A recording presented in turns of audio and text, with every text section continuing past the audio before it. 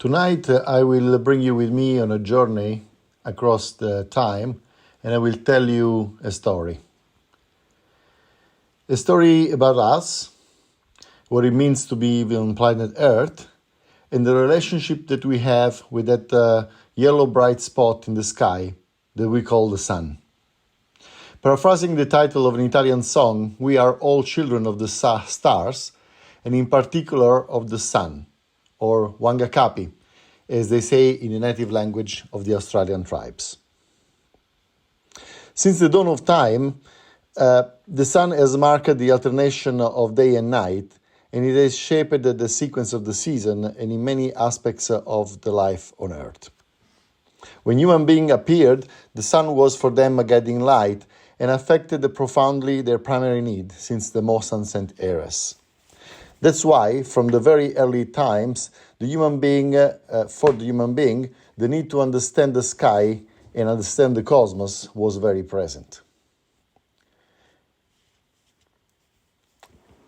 In fact, we find some elements in what is called the archaic cosmography in the Lascaux caves, where this alignment of points is possibly reflecting the movement of a planet or the position of the star, as you can see. We also find similar cosmographic elements in manufacts like the one found here in Germany, in Nebra, about 100 kilometers from Leipzig, and that is known as the Nebra sky disk. The sun and the weather, because of course the weather depends very much on the sun, have shaped culture, have determined migratory fluxes, and they've inspired art and religion.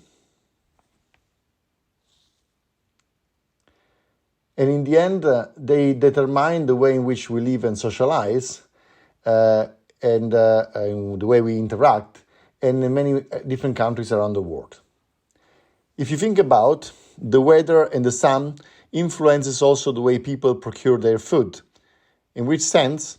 Well, the transition from the risky and dangerous hunting into a more secure and safe agriculture and farming was only possible when the understanding of the repetition cycle of the nature and the weather were starting to set in. When this knowledge started to be managed by scientists of the era, people started having more time and more safety, and especially more time to think and plan their activities. So this translated very soon in a quick enrichment of their cultures.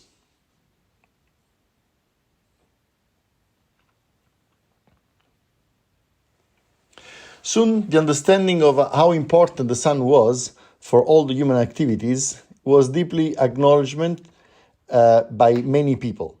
And in fact, the sun has been recognized as a god in many cultures.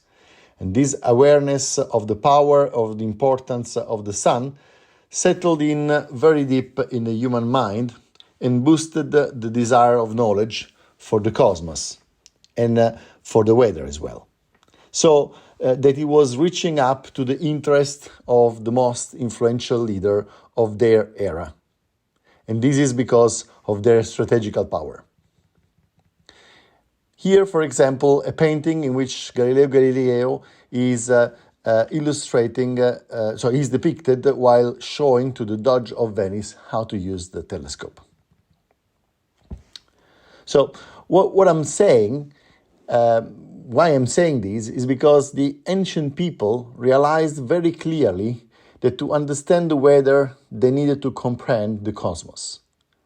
So they went and put a lot of effort and time in building sites that they were functional to the measurement and to the observation of these phenomena. This attitude and commitment and this interest remains intact across the centuries. And indeed, it changed its shapes from Stonehenge, for example, or similar, but also nowadays it reflects in equivalent effort, in equivalent sites and building where this kind of observation are done and pursued. This is EUMETSAT which is the European Organization for the International Satellite for Weather Forecast and Climate Study. It is here in Darmstadt, and I'd like just to show you a couple of slides about the organization I work for and what we produce. So, as I mentioned, this is an international organization with 30 member states, which has been, especially in the last decade, has seen an exponential growth in terms of number of people working and of satellite that we are operating. But even more astonishingly, really, a vertiginous increase in the number of data that our satellites produce. So this is a picture showing this growth over the last few years. And you can see that the volume is now around 150 terabyte of data per day that we acquire and process. Okay, these are just a couple of numbers, but what I wanted to say is that the large amount of data and the big appetite of our users for this data has pushed to have cloud-based solution adopted, and has accelerated the pace with which the tools of artificial intelligence are implemented and used operationally.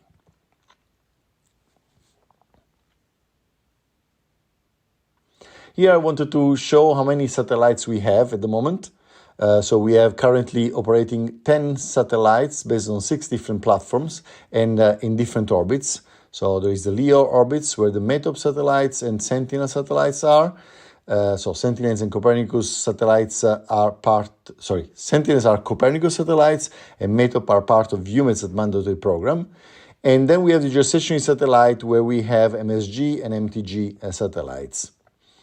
This is the situation now, but as I said, the world is rapidly changing and we have quite some work ahead of us, planning to launch the next MTG in July 2025. Then in August, the first METOP second generation is coming. And then continuing with the Sentinel-B, MTG-I2, and other satellites like the METOP SGB-1 in July 2026, Sentinel-3 also in 26, and COM-2A in 27. This is only up to 27. It means in the next 1.5 to 2 years. In the next 5 years, the plan is to have something like 14 launches and to reach a constellation of 17 different satellites based on 10 different platforms with tens of instruments and even more data for our scientists to process.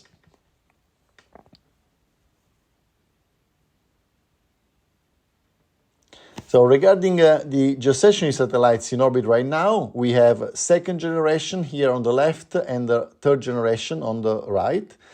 The second generation satellite are spinning satellite, and the third generation are 3-axis stabilized satellites.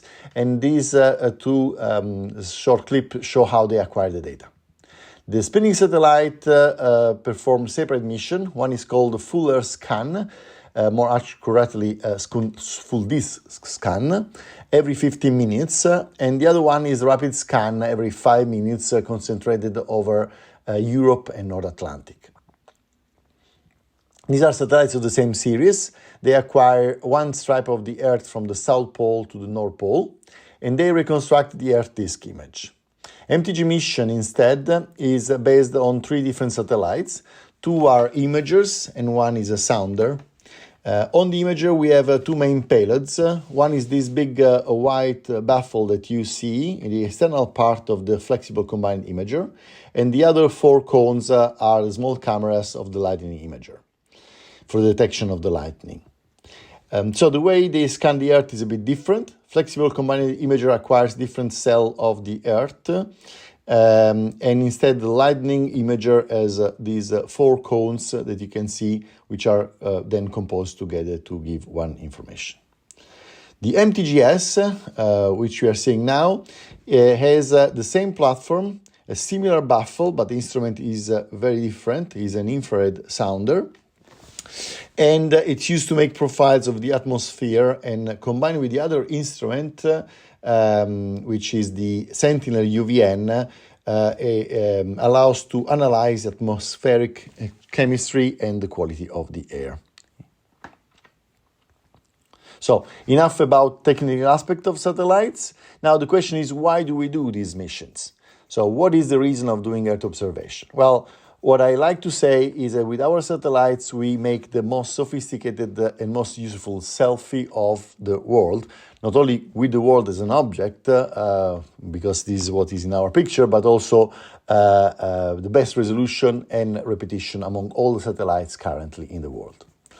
So these images are essential to predict and warn about severe weather events, to mitigate the impact by taking precautions or evacuating specific areas, and very importantly, to support and recovery and speed up reconstruction.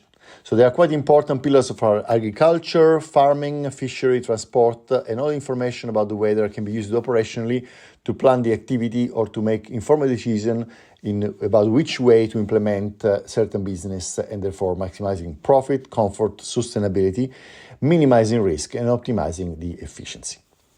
All in all, maybe if we don't realize every day, the Earth observation is at the foundation of a large amount of our safety and our wealth. When the weather works against us, there are situations like this. Part of some famous case studies we had in 2022, the storm Eunice over Atlantic, which created quite some severe disruption and damages. And having a clear information and understanding with which intensity will arrive in which areas is, of course, of a great help for the civil protection to take countermeasure before the event, and also for the search and rescue to help during the event itself and in its aftermath.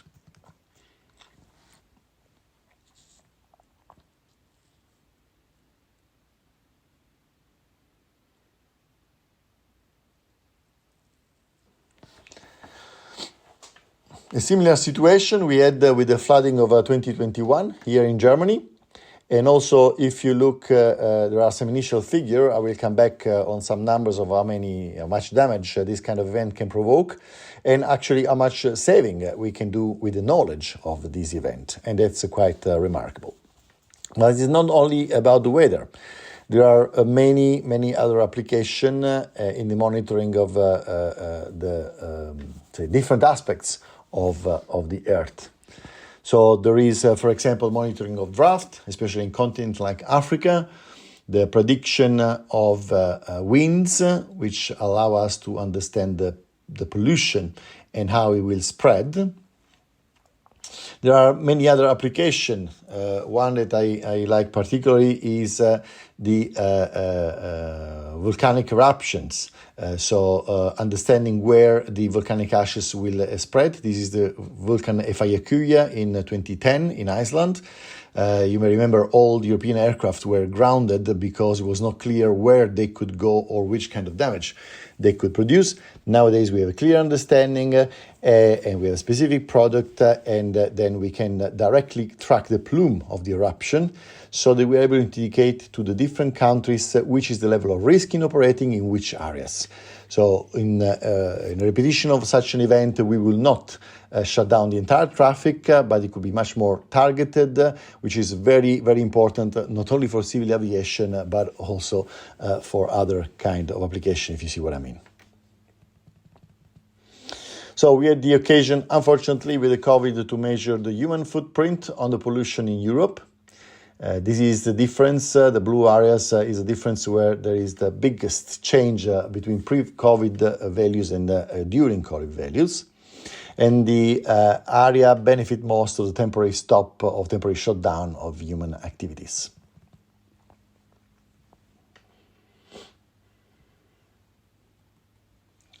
We can see also here wildfires. We had recently an important seminar in EUMETSAT about the monitoring of wildfire. Here is an example of Athens a few years ago. Then we had also Rhodos later on as a very important situation.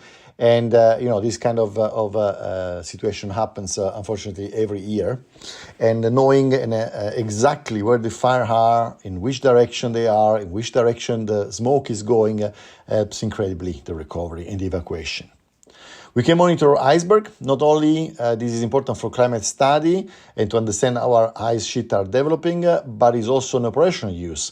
which is a safety for the navigation. So we can see which are the routes which are safe and how they are moving and with which characteristic, and so shipment it's much safer. We can predict storms, monitor storms, monitor flooding, like this example in western Zambia and northern Namibia. The darker areas are basically all wet floor, so all flooded areas.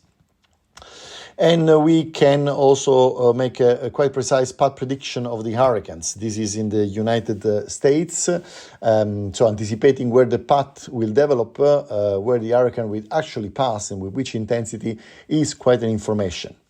We can also help fishery by monitoring which areas there is of the sea there is a blossoming of plankton, identifying where instead there is a thunderstorm. So, of course, the combination of these two information is very useful for large-scale fishery to selective direct operation and having much more safety and much more result in their operation. So, all in all, Earth observation in general, which is something EUMETSAT and ESA do, are an asset for commons, for finance, and it was mentioned before by the Consul General in his introduction, they are also strategic for geopolitics. It is important information that we can access and provide, and it's very important that it's based on the satellite that we own and control in Europe. This is what we call the social economic benefit.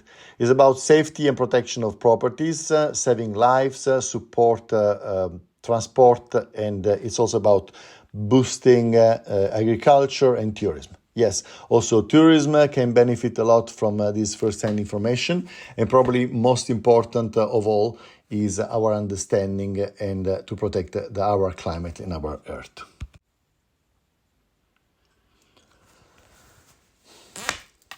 Just to give you an idea, the damage just in Europe, the damage caused by weather are in the order of 4 billion a year for flooding, and say 2.6 billion a year for storms. And so having the possibility of monitoring and doing some prevention, we can achieve savings estimated in the order of 3 billion per year. Similar, this is for damages caused by fire, heat waves, and ice. Also in this case, there is a saving of another 3 billion euro a year that can be achieved with the proper knowledge and prevention.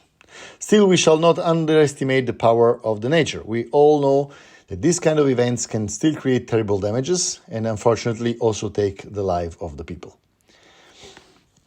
This is something that the World Meteorological Organization has reported, an estimate of 2 million fatalities related to weather between 1970 and 2020, and 12,000 only in 2023. Now, all of this is very scary, but the main message is, it is so scary if we do not prepare, if we do not prevent and protect appropriately. And our satellites enable us to see and understand how to best protect our lives and our activities.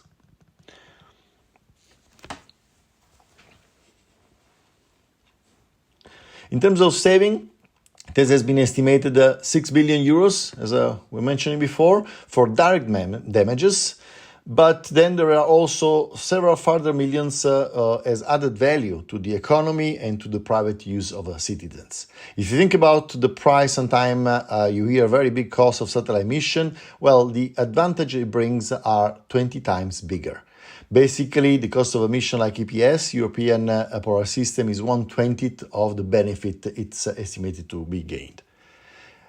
In practical terms, what it means is that if you decide to invest, let's say, 5 euros in this kind of missions, here we go, then what you get in return is in the order of 100 euro. This is quite remarkable, and this is interesting, for any clever investor. If you are aware of any bank that offers those interest rates, let me know. And even more important of the money, what really matters and personally drives me a lot is, and this is why I chose to work on Meteosat, MSG, and MTG, because these missions are fundamental for the nowcasting. In real-time information, And observing the entire disk of the Earth, we can predict in real time the evolution of weather phenomena, and this is key to protect lives and give help to defense and security. Well, you may be wondering now, and actually Wanga Kapi, our friend, is indeed worrying, wasn't this a story about the sun? Well, yes, indeed. And it seems like we've forgotten something. And this is exactly the point I wanted to make. We have gone through a very rapid evolution of our civilization, which kept taking more and more speed. We moved from the time where everything was on ground and on the sea, and then to airplanes, and more recently to satellites. And the pace with which this is progressing has been increasing every day. And now we have for sure many tools. We have many gadgets and commodities. And our life is becoming more and more comfortable. We are getting more and more used and to give all of these for granted. But maybe gradually in this evolution, we have started losing a bit the grasp on how powerful and how important the sun still is for our lives. We give it for granted. We consider it, it means something in the past. We recognize the divinity in most of the civilization. You can see here from Mesopotamian to the Egyptian to the Greek, the Romans, and also in Asia, in India and China. If you think about also in our own religion, the symbol of the sun is always present. But gradually, we have started looking at the sun as an object of study, and maybe only as an object of study. Well, on one side, this is good. Here we have some picture from NASA. For example, we observe it in many different spectral bands, because as you can imagine, every different spectral band allows to observe in more specific detail particular features.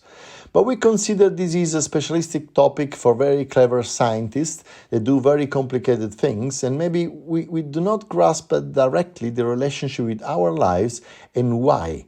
Why does it really matter for every day for each of us? Well, we talked about Earth observation before, but there are also telecommunication. There is internet, mobile phones, television, navigation, and many others. This is just a couple of examples. I wanted to show it in images, what it means.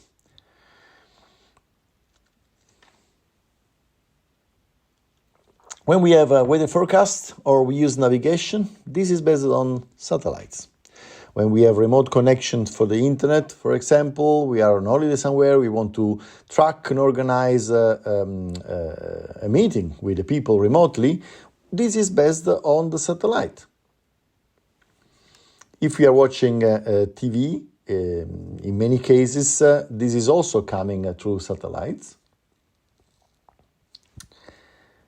And we have rescue services or logistic, especially in the period of Christmas. This is essential. The logistic depends heavily on GPS, which are satellites. We also have more simple application in everyday life, like tracking application when we do jogging or count the number of kilometers we run, or when we listen to the radio, for example, or where we order a Uber taxi. And also a more complex search and rescue operation, like this is COSPAS SARSAT, an international organization for coordination of rescue all around the world. There are sensors on our satellite that relay this distress signal in real time from the vessel in difficulties to the coordination areas. Little indirectly, but also a lot of the financial market is based on real-time information, and reaction time there are essential, and this is why real-time information from the satellite is very, very important. It can only be granted through telecommunication satellites. Okay, also more mundane application like ultraviolet monitoring, to know if in a specific place where maybe you're going on vacation, there is a particular intensity of the ultraviolet rays. This is by United Nations and other organization for the protection of world population health. And you also have other touristic application nowadays, like the aurora forecasting, to know if and when there will be auroras in a specific case. And so here you can see also a bit of link again with the sun.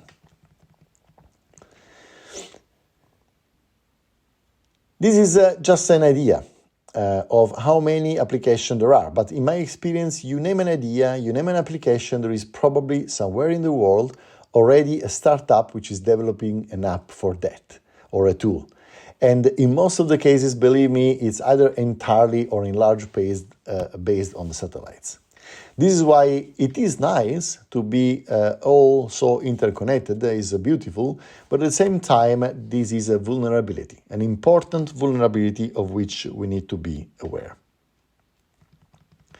I don't know you, but I have learned recently that we have quite a network. We have quite a network of submarine pipelines which connect us not only for gas and electricity, but also for fiber. This means for communication. And this is an invisible network because it's under the sea. But we recently learned how fragile these important infrastructure are. The one I'm showing here is a proportionally small area, but probably one of the most relevant for Europe in this period. If you look at the entire scale of the world, this is how much interconnected we are underwater. And as I say, this is totally invisible. People don't see it. I was really, honestly, not aware of this. Yes, I knew of submarine cables, but so many, I did not have a full-scale comprehension of its extent. And what I find really interesting is how much we are interconnected in space as well. We do have a similar level of network, not necessarily satellite talking to each other, but talking to ground station and then interacting, using data from one satellite together with another one. And this is also an important infrastructure, an invisible infrastructure, and somehow fragile. In terms of numbers, it's quite astonishing. The United Nations Outer Space Affairs reported in June 2023 something like 11,330 objects orbiting around the Earth, of which nearly 10,000 active satellites. The number is already big enough and was already 40% more, nearly 40% more of the previous year. In the most recent estimate, we arrived to 16,000 objects, of which almost 10,000 active satellites. This means the population of the satellites in orbit nearly doubled in just 2.5 years. And our reliance on them depends exponentially by their number because it's linked to data combination and service cooperation. Now, that's why it's time to care and understand space weather. The sun drives a weather of its own. In the space, it can affect our infrastructure. The one that, for the reason I mentioned just now, is a critical infrastructure. We are in the verge of a profound change, a paradigm shift that will influence our life and generation to come. And I let this message come directly from the sun because I thought it's the same way that 200 years ago we started studying the weather in a more systematic way. And having reached the level where we are now, we can understand and predict in quite some detail many of the weather phenomena. That was a very useful and a very far-seeing approach, a very far-seeing choice taken by the scientists of the area. And now we are in a similar situation where atmospheric weather still matters a lot for most of our activities, but more and more space weather is becoming important because we depend more and more on satellites for our everyday life.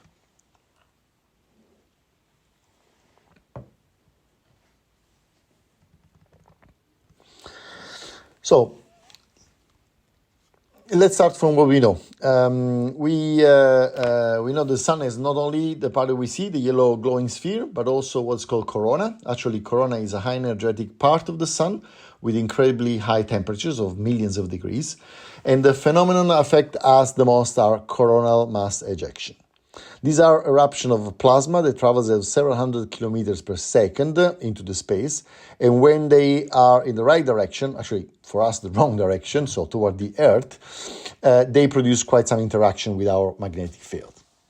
Also, the solar wind is very important. The solar wind is mainly composed by electrons and protons, and they can reach 1,000 kilometers per second. And then there are the so-called solar flares. These are instead electromagnetic radiation traveling at nearly the speed of light. Luckily, our planet is protected by a natural shield. None of the internal planets of the solar system has it. Only the big gaseous satellites have it, like Jupiter and Saturn. This is quite a fortunate coincidence for us, right? So this is a shield of our magnetic field. You can see the blue lines in this representation, which is very much compressed by the wind, by the solar wind. And yet magnetic field act as a shield and protect us so that on the Earth we do not suffer directly from radiation effect. We have various phenomena. The solar flare protons, for example, or energetic electrons can damage space electronics. They can interfere GPS signal. This is called scintillation. They can interfere with the avionics of the airplane, disturbing the instrumentation on board. Also, radio frequency communication can be affected, and on ground, it's true they do not affect the people, but the radiation does not arrive to levels that can affect the people's health, but especially in the event of big phenomena like coronal mass ejection, they can induce the so-called geomagnetic induced currents. And our power plants can also suffer of damages, and even submarine cables can be affected. This is not just theory. These things are things that have happened and we have experienced already, likely most often in a smaller scale. Another thing that we know about the Sun is that it follows a cycle of approximately 11 years. The activity increases and decreases regularly, and this is associated to the tilt of the Sun magnetic axis. And back in the years, as you will see in the video, it was observed that the number of solar spots which are visible on the surface of the Sun is indeed correlated with the level of the activity of the Sun. A high number of dark spots on the Earth's surface is an indication of an increasing activity of the Sun. And during the higher period of the activity, the Sun coronal mass ejection are more likely and more powerful, but they can also happen in periods of relatively low activities, like during the maximum of the last cycle, which was not as strong. In this video from NASA, you can see the difference. Maybe I'll slow down a bit the volume. So the North and South Pole switch places from time to time. These create an alternation of high and low activity.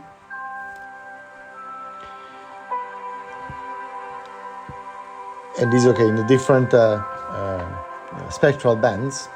Here you can see very well the difference between the solar minimum and solar maximum. And here you see the difference in terms of number of sunspots. So the sunspots are the area where visible in the photosphere, where the magnetic field that we can see in this other picture, the magnetic field lines are denser and increase at the point that basically they suppress the flow of heat coming from inside the Sun, resulting colder and therefore actually less hot region and therefore darker. This is actually one of the first observations which was done by Carrington, a scientist of 19th century. He saw that the number of sunspots was increasing and they were moving. We'll talk about it later.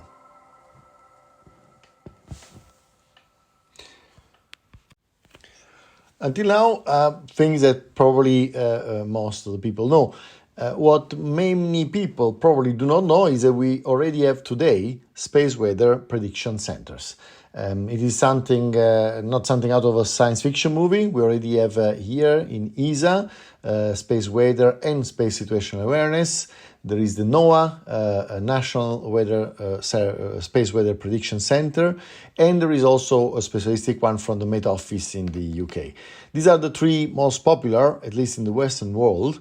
There are also other in the other areas, but Probably what many people do not know is that these kind of prediction center work mostly with information derived from our satellites in orbit around the Earth and with the probes of launches strategically launched in a specific point of the solar system. These are three of the spacecraft we operated EUMETSAT, the NTG and the METOP that I mentioned before. Both those classes of satellite have their own solar radiation monitor instrument. Here we have some pictures as well.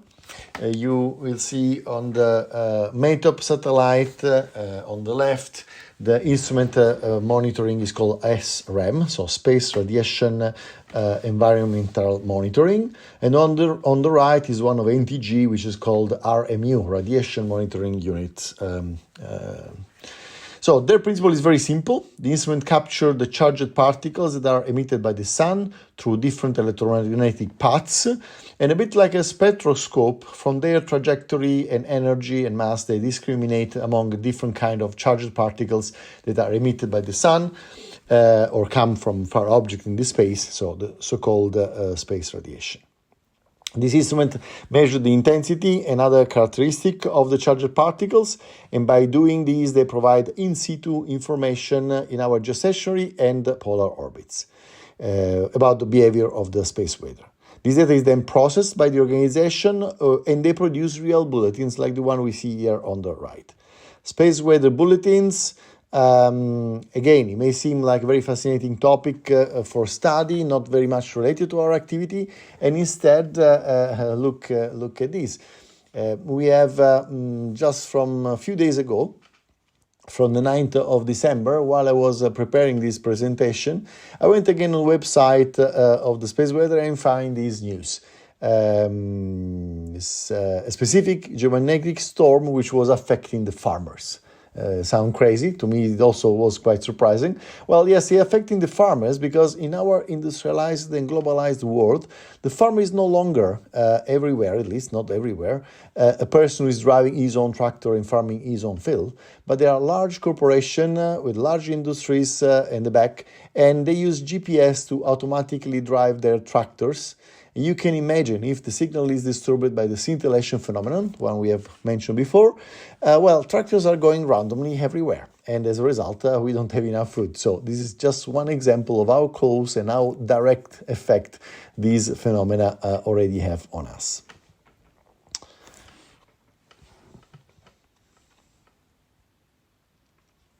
This is now on the website of ESA, website for the Space Prediction Center.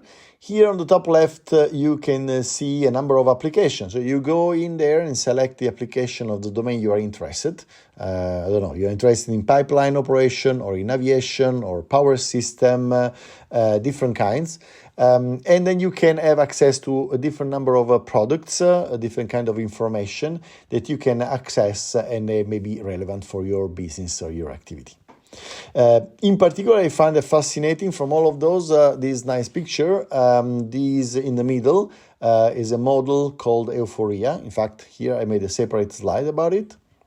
This is the European Heliospheric Forecasting Information Asset. Clearly, we do not have the capability yet to observe the entire space represented here. Just to give you an idea, if you look at the center of this circle, there is a sun. Then you have in different orbits Mercury, Venus, of course, and we have the Earth. The Earth is this blue spot, and the red one farther away is Mars. And on the same orbit of the Earth, you can see ahead of it there is one other square that is representative of a probe called one of the two stereo satellites. There are two of them, one heading the Earth, one trailing the Earth, and they are measuring exactly space weather. So space weather represented here, the space represented here is quite big, quite vast.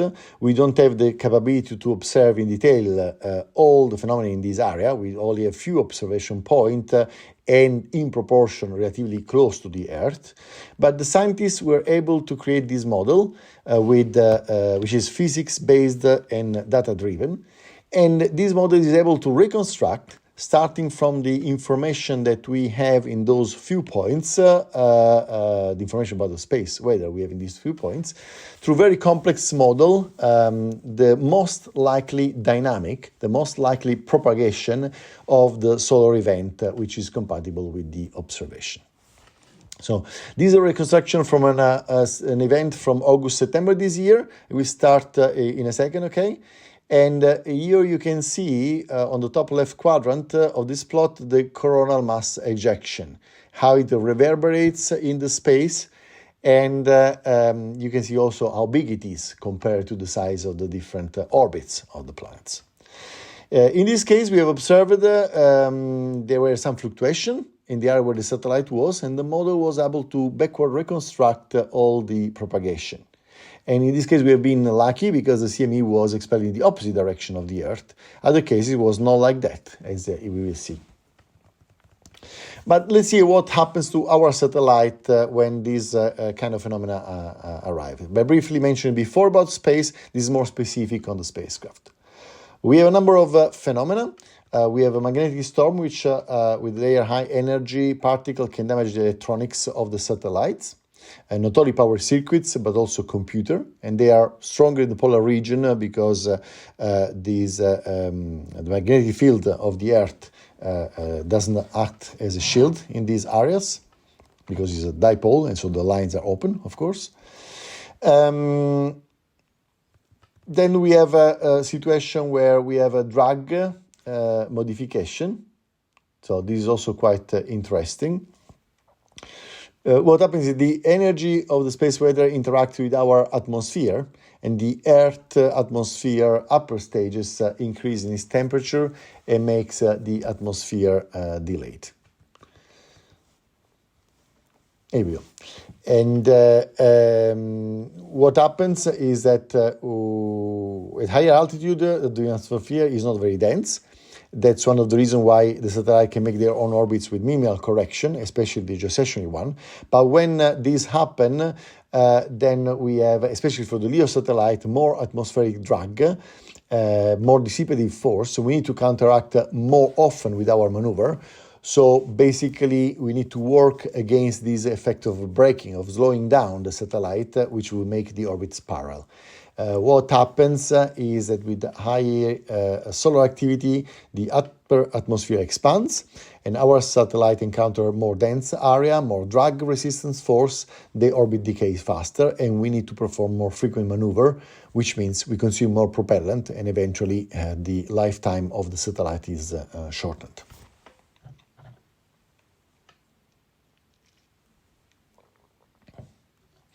We have also disruption in the communication. I briefly mentioned it before.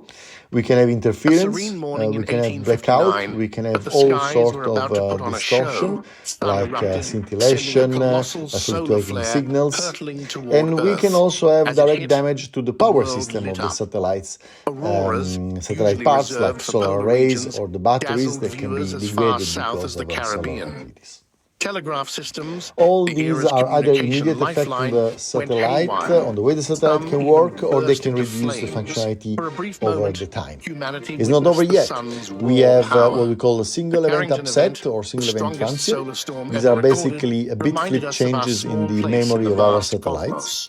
You know, all the computers are based on binary logic, and what happens in the memory of a computer is that it can change autonomously the status of bit from 0 to 1 because of radiation.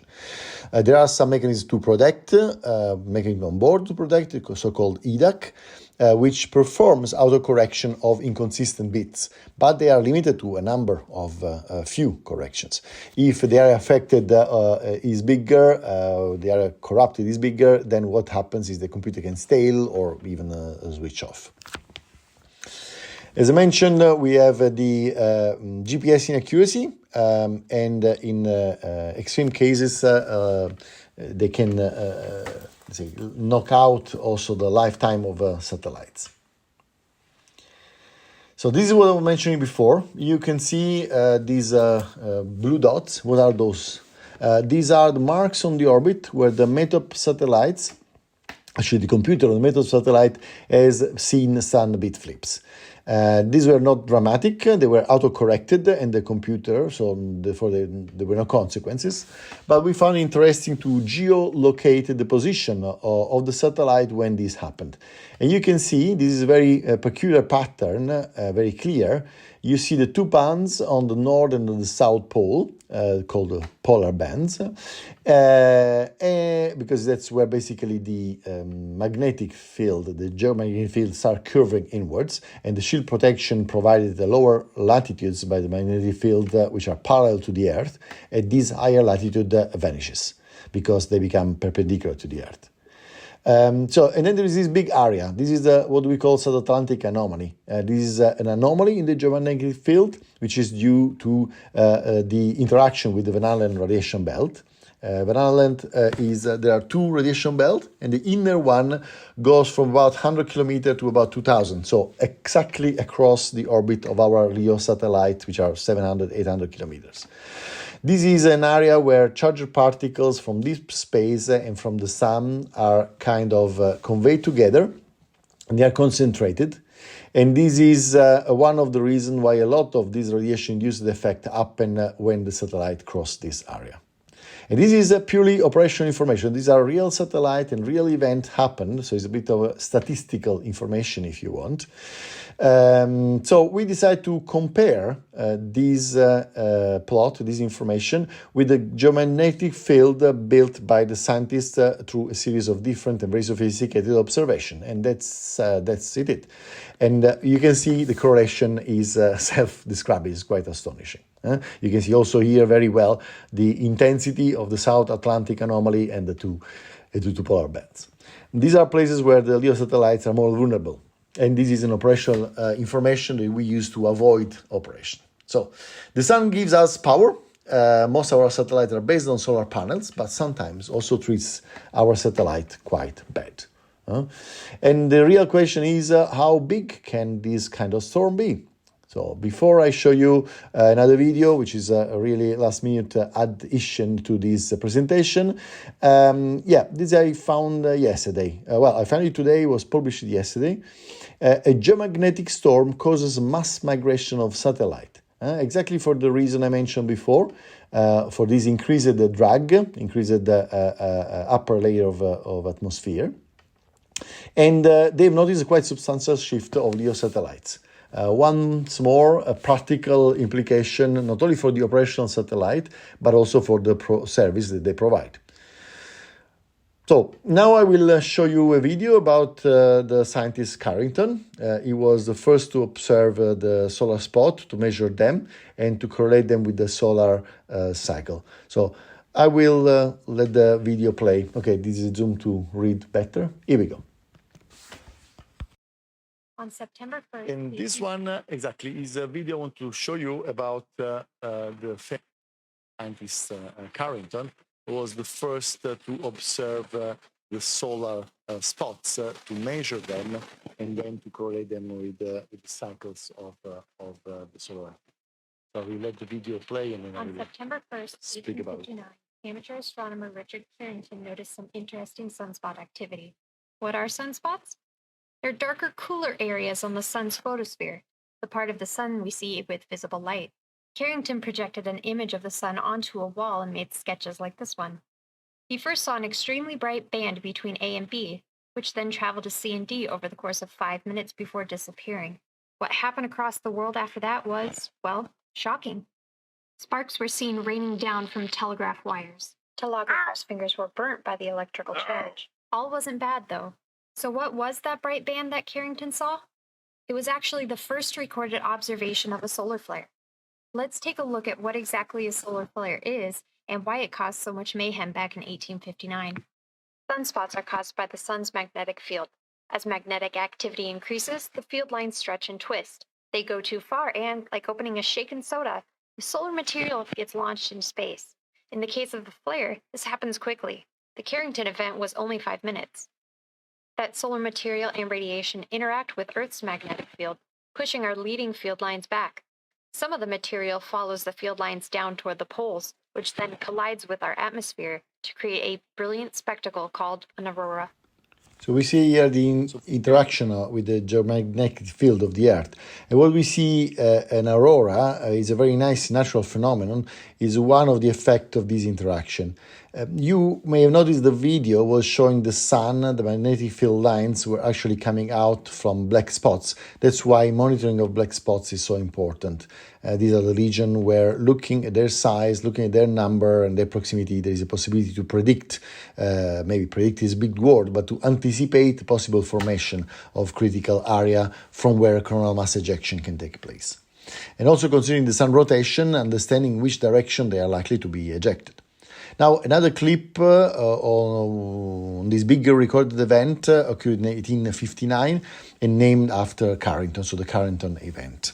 The story is much shorter, a bit more dramatic, but I find it worth looking at it. A serene morning in 1859. This is the same story, much shorter, a bit more dramatic, but I find... A serene morning in 1859, but the skies were about to put on a show. Sun erupted, sending a colossal solar flare hurtling toward Earth. As it hit, the world lit up. Auroras, usually reserved for polar regions, dazzled viewers as far south as the Caribbean. Telegraph systems, the era's communication lifeline, went haywire. Some even burst into flames. For a brief moment, humanity witnessed the sun's raw power. The Carrington event, the strongest solar storm ever recorded, reminded us of our small place in the vast cosmos. This is exactly the reason why I wanted to show you these videos. 1859, it was quite some time ago. The world was a completely different level of technology, different level of dependency from technology. You may have noticed two things. One is the auroras were pushed as far down as the Caribbeans. The amount of energy which invaded the Earth was enormous. And you will see later in animation how much the shield of the geomagnetic field is compressed. Earth's magnetic field structure is represented and by telegraphs. lines. Telegraphs failing, catching fire for the induced currents. Now, telegraph were at the time for this area the communication lifeline back then. And actually the reflection is exactly that. Well, good that back then there was the only technology impacted because it was the only technology existing. So one could ask, what would happen today? Let's have a look. Don't be scared. There is some good news, some solution. Field structure is So represented by we have lines cascading blackouts. We correspond would to the have cascading paths blackouts. charged particles would travel If you see close the to image Earth. discompose the sun's image from magnetic field Earth, many carried the lights plasma at of the the same solar time, wind but also many continuously by activities the Earth, depending on distorting the electricity. planet's So field and cascading pulling it blackouts back into a lasting for windsock weeks, type more structure. importantly, The red direct permanent illustrates the damage higher to density power plasma, infrastructure which on forms ground. the magnetopause. We would the have boundary satellite between the magnetic disruption. influence of I the mean, sun this is very and the dramatic. Earth. The wind also forms a From lower Space density Economy magnetotail behind the website. Earth, represented by Okay, blue in this I mentioned computer before how model. many things This can happen to process our is satellite. I happening don't all need to the repeat them, time but as the yes, for solar sure they wind will is be strongly constantly blowing impacted. by the Earth. We But a would have coronal a mass significant ejection, or disruption CME, to can change transportation things. in air, The higher land, density plasma and stronger digital magnetic television field is something carried that within the happens from time to CME time. strikes This Earth's will be field and completely significantly alters affecting the all structure. kind of communication, audio Here and we see video. the dramatic Will be changes in Earth's completely magnetic field and the shape of the out magnetopause for as the days, if CME not passes weeks. Earth. But close to Earth, We the would magnetic have field no is largely real-time unchanged. information. Earth is protected So you from the can intense solar just event. imagine what happens to the calculation This is the case for which a are rather ordinary at the base CME. of In this a example, stock a CME exchange launched or by an finance X3 flare dynamics in from general. December 2006. Now, What would happen in the much more case of a touching for more me intense event, is such as the this Carrington effective event of would 1859? With potentially the aid cause of the similar collapse computer of the models as automatic before, supply we of can explore some of food these possibilities. for Here, water a and much of course stronger also fuel. CME The compresses basic the for our magnetic field between the subsistence sun and Earth could be and generates completely more interrupted density by in the bow radiation. shock, represented And by also darker radiation red. affecting The people front of the flying in magnetopause higher is pushed latitude. much closer to the Earth than usual. Even There is a blackout per se, which is already a bad thing, as we mentioned, but there is blackout in hospitals, which is even worse. As you know, hospitals have their own electricity generators, but this kind of storm unfortunately also affect electrical lines per se. So it's not a normal blackout, and the generator may also be affected or unable to produce electricity. or transmit rather. And all of these because of something which, in respect to the size of the sun, is a hiccup. Is nothing so extraordinary, is not big in proportion for the sun. It's not a situation where his stability is affected, even compromised. It's a bit like a skin rash. It's a bit like, let's say, a hiccup, as we said. The global economic impact in the first year, just in the first year, is estimated to be something like $3 trillion. And these will become bigger than 10 trillions of dollars in the longer term because of the cascading effect of the disruption will cause. Now, I had to think about what this number means, because I could not really figure out. It's quite a big number. And I thought, okay, I still don't understand. I put it in digits. Still not very clear, so I will go after with some graph to show you. But now, more importantly, in terms of lives, you see the news which can be mislead us is, as I said before, we do not have direct influence from radiation on ground, even in such event, possibly. Probably there will be a number of people directly affected. For example, there could be explosion here and there. Electrical discharges striking. In 1859, there were people with their hands burned because of telegraph, so there could be many things like these, even casualties. But the direct effect of the storm will not be during the storm. The major effect will come from the prolonged situation of blackout, of lack of food, medical supplies, and heating and cooling system. This is where the majority of the casualty would come from. And it has been estimated that such an event would cost millions of deaths worldwide over a period of some years. So it's like a big global war or worse. In other graphs, as I said, I could not figure out what 3 trillions is. So this is just what happens in the first year immediately. And so I thought, okay, let's have a look at the proportion of what a Carrington-class event looks like compared with other catastrophes that we have known. So there is here Chernobyl, 1986. It was less than 1/3 of what a Carrington event would bring. Fukushima, 1/6. The earthquake in Turkey in Sichuan, 2023 and 2008, hurricanes Katrina and Harvey, also quite small compared to Carrington. So if you put all of these together, let's see what happens. I put them in a separate graph to give you an idea. These are probably quite eye-opening. So all of these biggest event, probably the biggest event that we have experienced in our life, all together would almost reach Carrington flame, not even equal. So good news. Is it possible to recover? Yes. Let's see how long, though, it takes. And then I stop with bad news and I start with some good news. How long to recover? Well, the power grids that allow us to have energy, they could be damaged. And the transformer especially are quite complex and expensive machine to rebuild. That means it takes months or even years before we can restore them. For the satellite, we know how long and how much effort it takes to design, build, test, launch, and operate satellite. So in the order of some years as well. And for the full recovery from what is the economical and infrastructural, impact, the outcome is probably something which will take 5 to 10 years to recover. So if you consider what COVID has done and the economy in proportion, how long it has taken to recover, of course, Carrington events will be something quite serious. Now I will show you a computer model simulation where you will see some of the recent events, how they've been measured and monitored, and in the same case, it shows how a Carrington class event would look like. And you will see how much more than usual the front part of the compressed of the geomagnetic field is compressed, and how much is stretched to the back, and the different size of normal events compared to the Carrington ones. In this visualization, Earth's magnetic field structure is represented by lines. that correspond to the paths charged particles would travel close to the Earth. The sun's magnetic... Stop. Perfect. So you can see, and this is one first event of a certain energy, how much more than usual the front part of the geometric field is compressed on the Earth, and how much the tail is prolonged. And this is a normal, missile.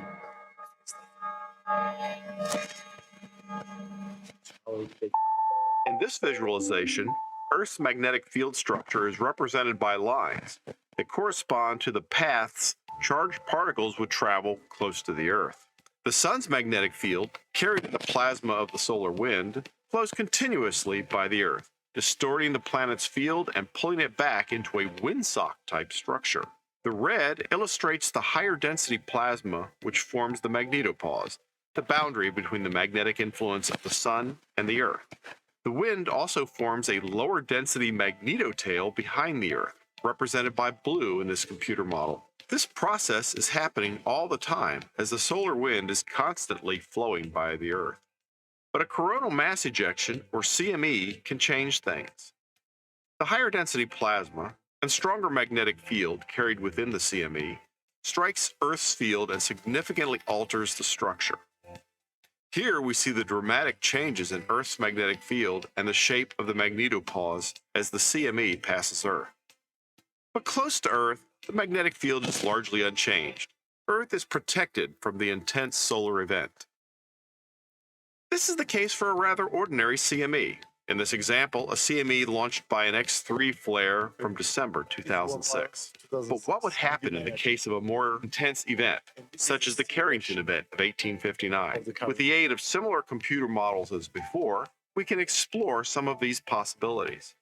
Here, a much stronger CME compresses the magnetic field between the sun and Earth and generates more density in the bow shock, represented by darker red.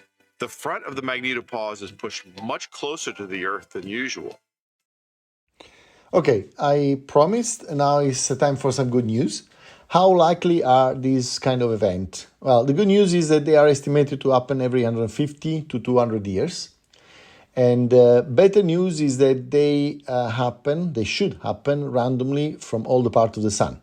Now, since the Earth only occupies a very small portion of the sphere in which the sun emits, the likelihood that a CME hits us is estimated by the scientists to be in the order of 1 to 2% every decade, which roughly translates into something like once in 500 years or plus. But beware, this is statistic, this is theory. It doesn't mean that we are safe for another 350 years. We just don't know in which direction, with which intensity, and when the next event of this category will happen. Furthermore, this is something still being debated quite intensely. There are some statistical models. They suggest that a significant fraction of these events, for not yet explained reason, have actually happened to be directed toward the Earth. There is some geological evidence that indicates in the past these kind of events were arriving on Earth more often than every 500 years. I mean, this is really new science. There is a lot of things that are not yet fully understood. Let's see. So,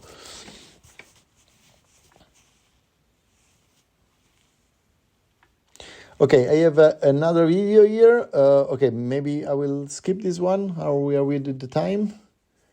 No, okay. So then let's go for this. So this is a video of something that happened in 2012, in July 2012.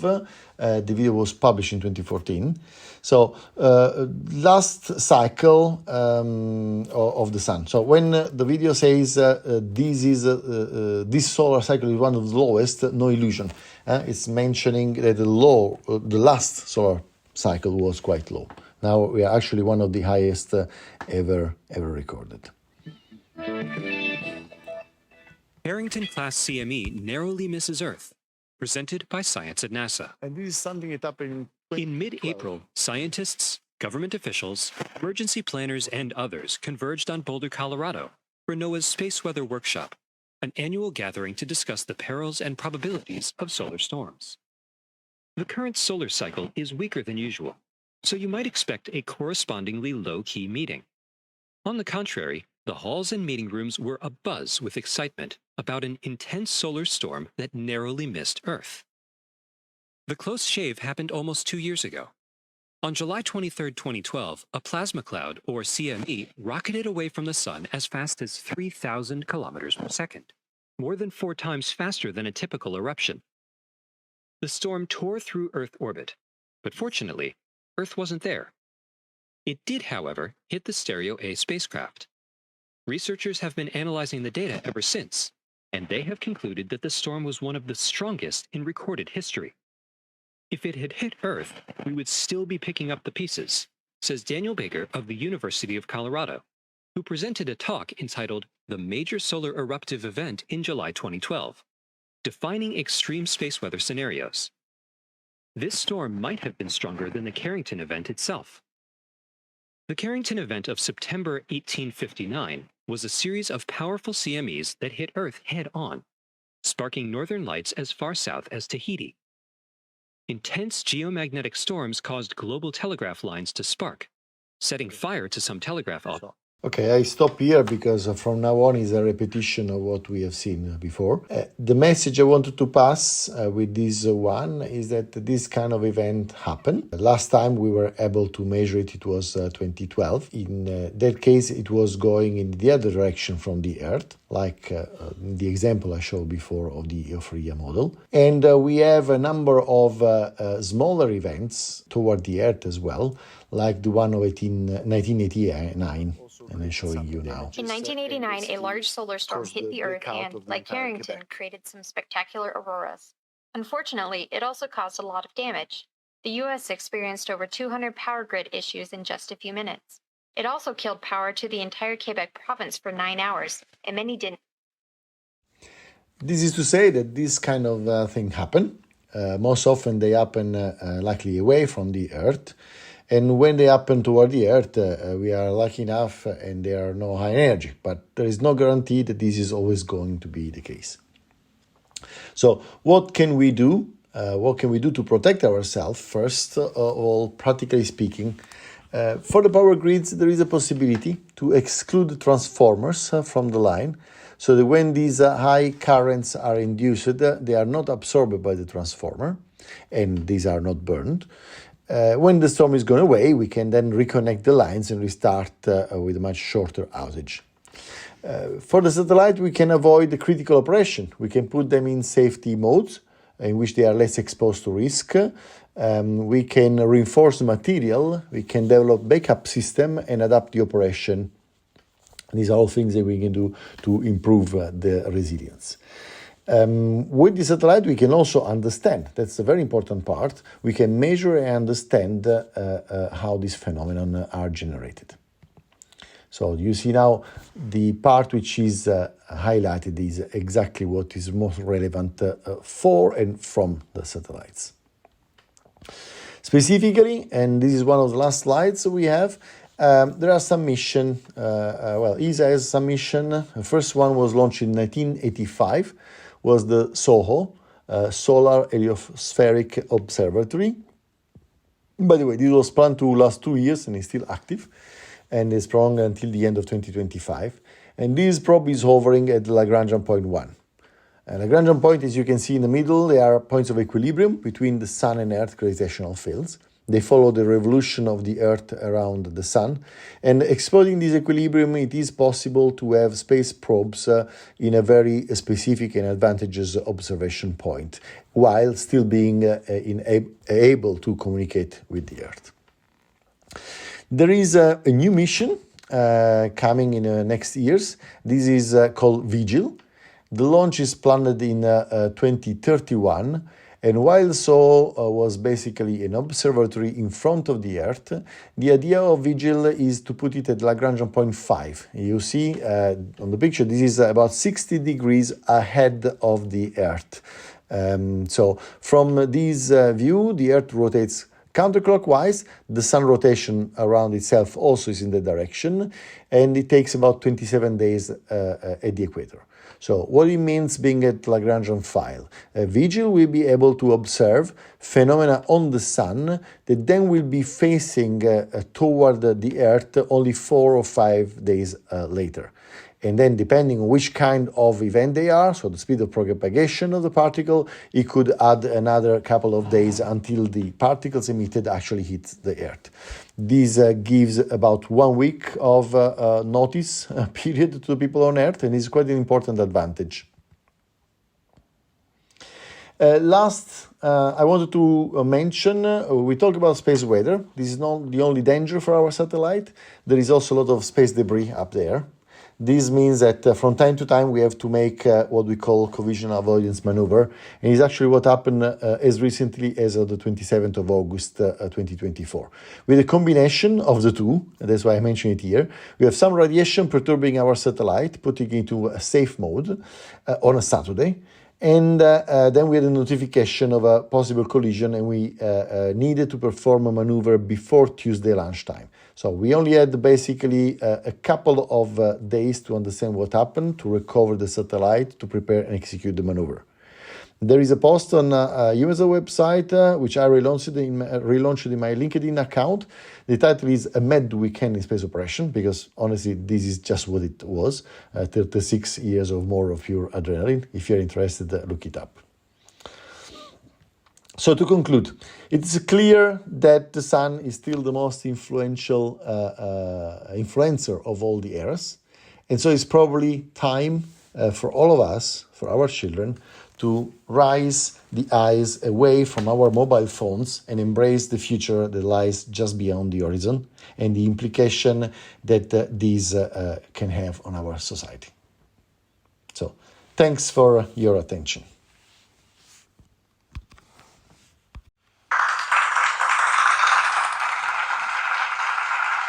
Thank you, Flavio. So Flavio nicely is open for questions. Yes, it's written there. let me start. So first of all, thank you very much. It was very interesting. Also, probably not known the effect of space weather on satellite. What do you think are the biggest challenges? So you show some mitigations. What are the biggest challenges in space weather? Do we need more sensor, or we need more infrastructure to react? What is the bottleneck? One of the thing about space weather is that they're really still a very pioneeristic science. We don't know enough about the space weather. We don't know enough about the sun. So the space probes that we have and that we will have will be more and more helping us understanding what we don't know. By measuring more things in different ways, we will learn, like we did for the weather. The weather was exactly the same. We started observing the clouds, then we understood that we needed to follow the winds, and we needed to understand the temperature of the clouds. And now, even more, with the last generation, we understood we need to follow the energy in the cloud, so the lightning. This is something that just 40 years ago, we thought, well, the weather is about the clouds. Whether it's the clouds are going to rain. It's not that simple. And the space weather is even more complex than that. So the biggest challenge is that I would say we don't know yet what we don't know. Question from the audience?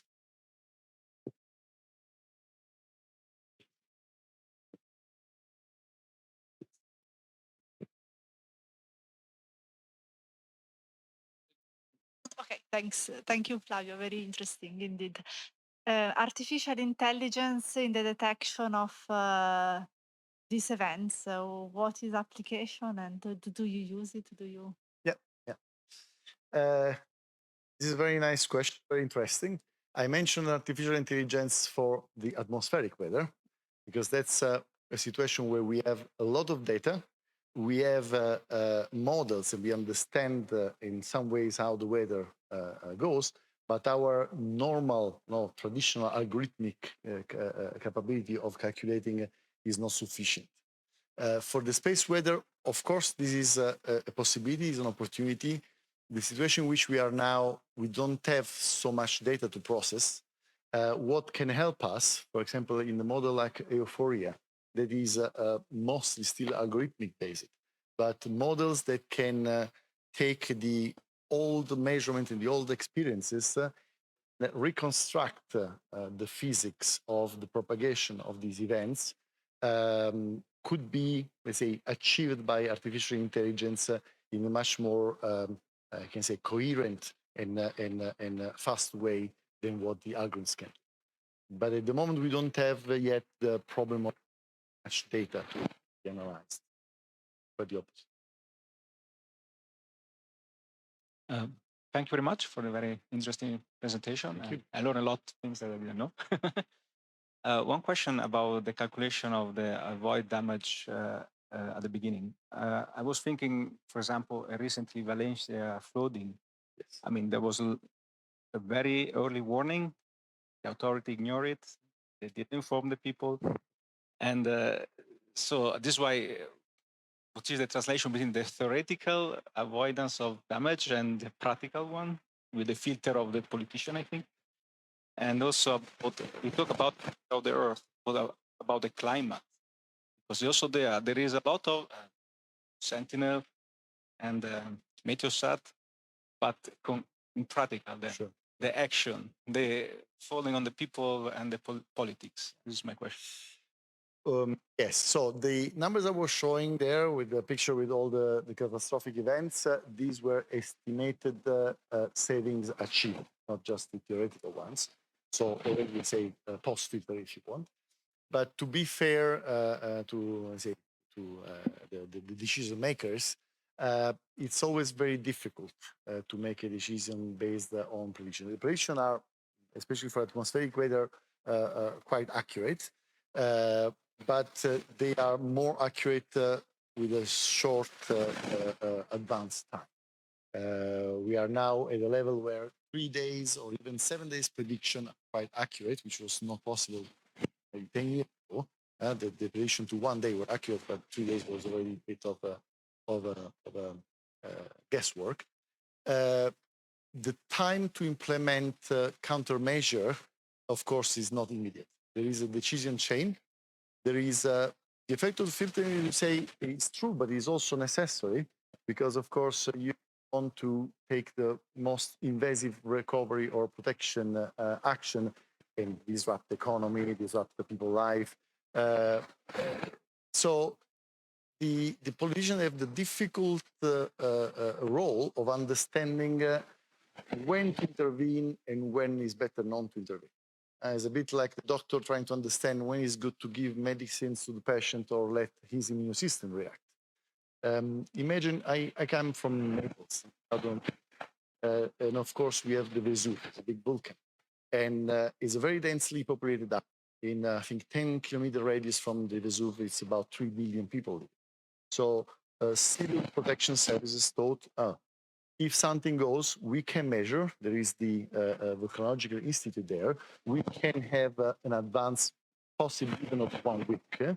But how do we implement it? So they thought, okay, evacuation plan. We decide which people go where. We take the buses. We put these people in this place, these people in this place. All the infrastructure organized. Let's make a test. They did a test, I think, 10 years ago, and there were so many casualties just for doing the test. Because, of course, in this kind of scenario, you have to consider, even if you tell the people this is an exercise, something can go not so well.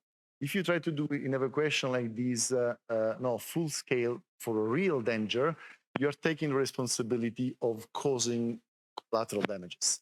Now, if the work was appropriate, you still took the best choice because it's less people injured than what the flooding itself had done.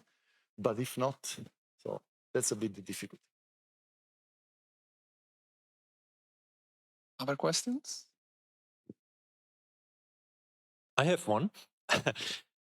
You mentioned the explosive growth in numbers of satellites over the most recent years. Maybe you can comment on like the status of traffic regulations in orbit, and do we need like an orbital traffic police? Yeah, that's a very good question. We do not have a traffic police, but we have real operational services for conjunction. So basically, there is several, let's say, entities in the world that track every single object, not only the satellites, also the smaller object that can be seen either by other satellite or from ground. And they calculate their orbits, and so they can predict and then measure when they come too close to other satellites. And this notification system works like this. There are certain thresholds of distance and speed, the direction of the speed relative to the object, and we get the notification. Our internal system works in this way. We have a probability ellipsoid, which crosses the object that is coming and the trajectory of our satellite.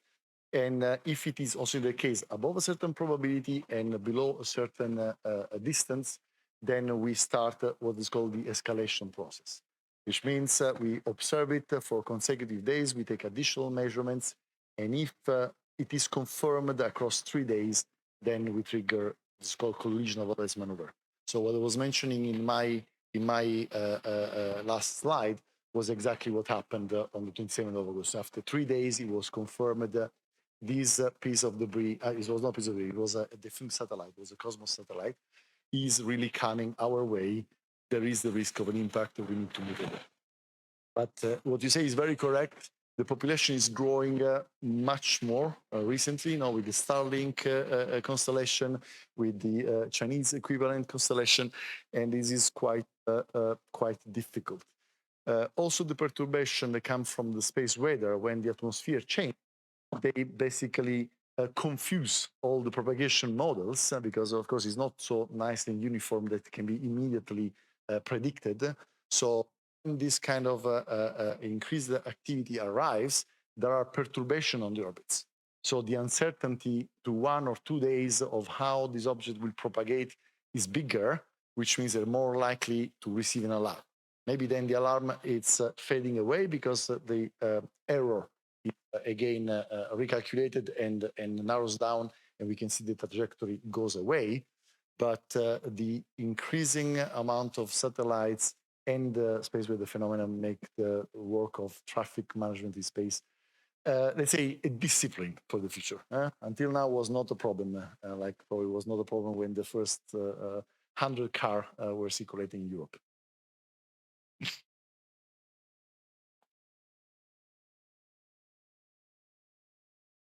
If there are no other questions, then I think we can close here. So if there's no other question, small, everybody, it's Christmas time.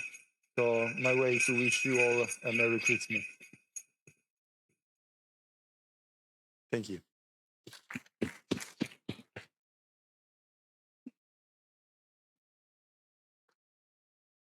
So thank you, Flavio.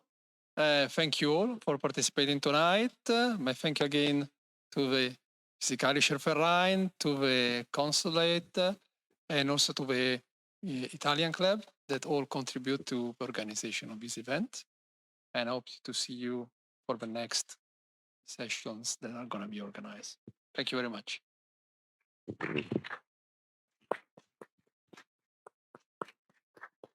Also, thank you from me.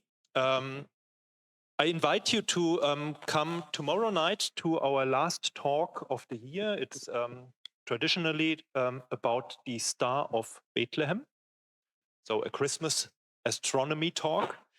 And I wish you a very pleasant holiday season and Happy New Year in case we don't encounter each other. Thank you. Thank you very much.